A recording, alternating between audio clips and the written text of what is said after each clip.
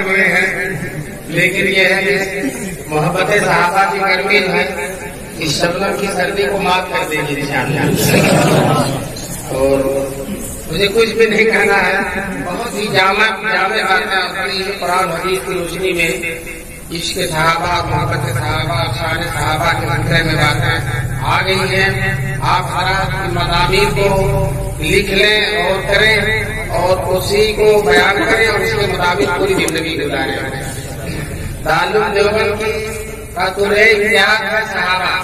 اگر دارالعلوم دیوبند سے صحابہ کو نکال دیا جائے تو دارالعلوم کچھ نہیں رہے گا۔ دارالعلوم کی پوری شان، پوری عظمت اور جتنا بھی دارالعلوم کی خدمات ہے، جتنی بھی دارالعلوم کی مقبولیت ہے، سب صحابہ کرام ہی کی محبت کا صدقہ ہے۔ انہی کی جو ہے انہی کے کام کو آگے بڑھانے والا ہے، انہی کے مشن کو دنیا میں پھیلانے والا ہے۔ اور 150 سال سے مسلسل دارالعلوم دیوبند صحابہ کی عظمت کے جھنڈے کو بلند کرتا ہے اور انشاءاللہ قیامت تک بلند کرتا رہے گا۔ اور جو صحابہ کی عظمت کے جھنڈے کو بلند کرے گا اللہ تعالیٰ اس کو دارین میں سے بلند کرے گا۔ جنت میں عظمت صحابہ کی برکت سے بڑی شان ہوگی۔ حدیث میں مجدد صاحب نے لکھا ہے کہ جب کسی کی جنت میں جانے کا فیصلہ ہوگا تو حضرت ابوبکر اور عمر اس کو لے کر جا کر جنت کے دروازے پر اندر کریں گے اور جو ان پر تنقید کرے گا اس کو ویسے دھکا دے کر۔ میں صرف ایک بات کہنا چاہتا ہوں، جو حضرت معاویہ رضی اللہ تعالیٰ عنہ کی شان میں رسول پاک صلی اللہ علیہ وسلم نے دعا کیا ہے، اللہم اجعلہ ہادیا مہدیا وہدیا۔ اے اللہ انہیں ہادی بھی بنائیے، مہدی بھی بنائیے اور ان کے ذریعے سارے لوگوں کو ہدایت دیجیے۔ مولانا کہتے ہیں اتنا مادہ ہدایت ایک حدیث میں رسول پاک نے کسی کے لیے نہیں جمع کیا جتنا حضرت معاویہ رضی اللہ تعالیٰ نے جمع کیا۔ اور آخری جملہ مہدی بھی، بتاؤ اس کے ذریعے اللہ کے رسول فرمائے کے ذریعے ہدایت پھیلائیں گے تو بتاؤ اپنے زمانے میں حاجیوں کے سردار ہیں کہ نہیں؟ اپنے زمانے میں حاجیوں کے سردار ہیں کہ نہیں؟ اور ایک شخص جو آج جو ہے اپنے ایمان کا ایران کا سودا کر رہا ہے، اپنے ایمان کا ایران کا سودا کر رہا ہے، وہ شخص پوری حضرت معاویہ کو جن کو رسول پاک صلی اللہ علیہ وسلم حاجیوں کا سردار کہہ رہے ہیں، اس نے لکھا ہے معاذ اللہ جو ہے یہ اللہ تعالیٰ کی بردباری ہے اور اللہ تعالیٰ کے تحمل ہے، اللہ تعالیٰ غضب نہیں کرتے۔ اس نے کہا حضرت معاویہ کو باغیوں کا سردار، جن کو حضور ہادیوں کا سردار کہہ رہے ہیں، اس کو ایک شخص حضور کا مقابلہ کرتے ہوئے، حضور سے ٹکر لیتے ہوئے اور حضور صلی اللہ علیہ وسلم کا مد مقابل کرتے ہوئے کہہ رہا ہے کہ وہ حضرت معاویہ باغیوں کے سردار ہے اور جھوٹی تصریحوں کا سہارا لے کر، جھوٹی غلط باتوں کا سہارا لے کر، وہ جو حدیث ہے جس میں رسول پاک صلی اللہ علیہ وسلم فرمایا حضرت عمار بن یاسر کے بارے میں کہ تم کو ایک باغی گروہ قتل کرے گا، تو کہتے ہیں حضرت علی کے ساتھ آئے تھے اور حضرت معاویہ کے لوگوں نے قتل کر دیا۔ انہیں پتہ نہیں کیسے معلوم ہو گیا، آج 1400 سال ہو گیا، پوری امت، پورے محدثین چاہے علامہ ابن کثیر ہو، ابن عساکر، جتنے بھی محدثین ہیں اور محدثین ہیں، سب کہتے ہیں آج تک پتہ ہی نہیں چلا کہ حضرت عمار کس کے کیسے مارے، لیکن ان کو پتہ نہیں کیسے پتا چلا، ان کو پتہ ہی کیسے پتہ چل گیا۔ بلکہ محققین نے لکھا ہے کہ باغی لوگ وہ تھے، حضرت معاویہ باغی نہیں ہے، باغی وہ لوگ جو مصر سے آئے تھے اور دوسرے جگہوں سے آئے تھے اور سیدنا حضرت عثمان غنی رضی اللہ تعالیٰ عنہ کو شہید کیا، وہ لوگ اور وہ لوگ اپنے بچاؤ کے لیے حضرت علی کے لشکر میں آ کے داخل ہو گئے، ان کو نہیں چاہتے لیکن وہ زبردستی مان نہ تیرا مہمان ان کے لشکر میں آ کے شامل ہو گئے۔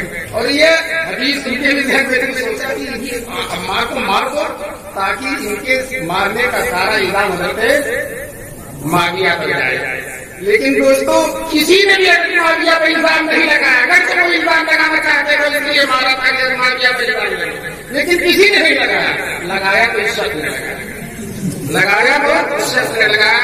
اللہ کو پتہ ہے کہ ہدایت اس لیے میں کہہ رہا ہوں مولانا ہی شخص کی انشاءاللہ کو کا علاج کرے گا۔ مولانا انشاءاللہ دبنے والے نہیں تو آگے لا کر ناصبی کہہ کے گالی دینا شروع کر دیا. تو بہرحال مولانا نے بھی فرمایا ہی تھا کہ منافقین ہی گالی دیتے ہیں, منافق کی علامت ہے گالی دینا. تو وہ اگر گالی دے دیں تو اپنی علامت سے ہاتھ دھو رکھے, سب کی علامت سے ہاتھ دھو رکھے. ان کو تو گالی دینا ضروری ہے تاکہ وہ بات ہی رکھے. اپنے نفاذ پر باقی ہے, گالی گئی نفاذ بھی چلا جائے گا تو گالی کسی آپ کے چھوڑے دیں. بہرحال میں یہ کہہ رہا تھا کہ جو ہے کسی مولوی نے آج تک یہ نہیں فیصلہ کیا حضرت معاویہ کے لوگوں نے حضرت عمار کو مارا, بلکہ میں بتاؤں حضرت علی نے حضرت عمار کو ان باغیوں کے پاس بھیجا تھا کہ تم لوگ تھے تو حضرت علی کے ساتھ, لیکن وہ الگ ایک گروہ بنا کر رہتے تھے, چینی گوئی کرتے تھے. حضرت علی نے کہا ان سے تم لوگ یہ دکھ نہ رہا کرو, آگے سے مل جائے گا. تو انہوں نے سوچا اس عمار کو صاف کر دو, یہی جو ہے ہمیں سمجھانے آیا ہے. چنانچہ انہیں باغیوں نے حضرت عمار کو مارا ہے.